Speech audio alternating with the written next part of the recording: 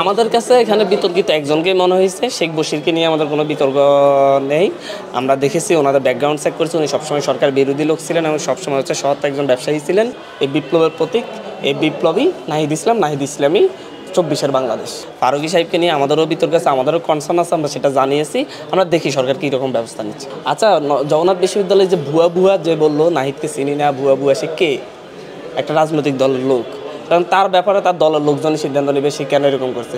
জাহাঙ্গীরনগর জগন্নাথ বিশ্ববিদ্যালয়ের স্টুডেন্টরা অলরেডি এই ব্যাপারটা ক্লিয়ার করেছে। তারা বলেছে রাগ থেকেই এরকম স্লোগান দিচ্ছিল, কিন্তু হচ্ছে তখন নাহিদ ইসলাম আসার সাথে সাথে একটা রাজনৈতিক দলের ছেলে ইয়েটা নিয়ে, মাইকটা নিয়ে সে এরকম একটা পরিবেশ তৈরি করেছে, তার এর জন্য দুঃখ প্রকাশ করছে অলরেডি। এবং নাহিদ ইসলাম ভাই হচ্ছে কে পক্ষে সারা দেশ দাঁড়িয়েছে, আপনারা ফেসবুকে ঢুকলে দেখেছেন।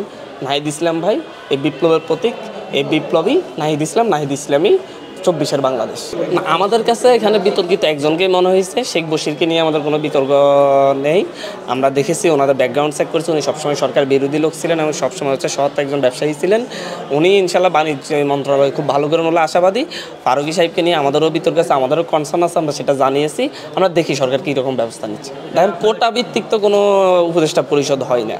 এখন হচ্ছে যোগ্যদেরকে নিয়ে আসার চেষ্টা করা হচ্ছে। সেটা যদি কোনো একটা বিভাগে হয়ে যায় সবাই, সেক্ষেত্রে কোনো কারণ নেই। তবে আমরা এই ক্ষেত্রে বিভাগ ভিত্তিক, অঞ্চল ভিত্তিক কোনো বৈষম্যের কথা বলি না, কোটা ভিত্তিক কোনো উপদেষ্টা পরিষদের কথা আমরা বলি না।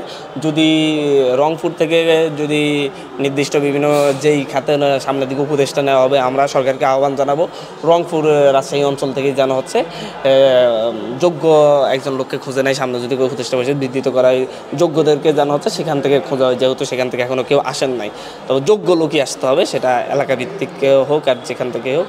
যেহেতু এটা নিয়ে কনসার্ন আছে, সেহেতু আমরা মনে করি সামনে যে কোনো কিছুতে উপদেষ্টা পরিষদ, যদি উপদেষ্টা পরিষদের আকার বাড়াতে যায়, সেই ক্ষেত্রে প্রথম প্রায়োরিটি হিসেবে ওই অঞ্চলের প্রতিনিধিকে খোঁজার চেষ্টা করবো বলে আমরা আশা করি।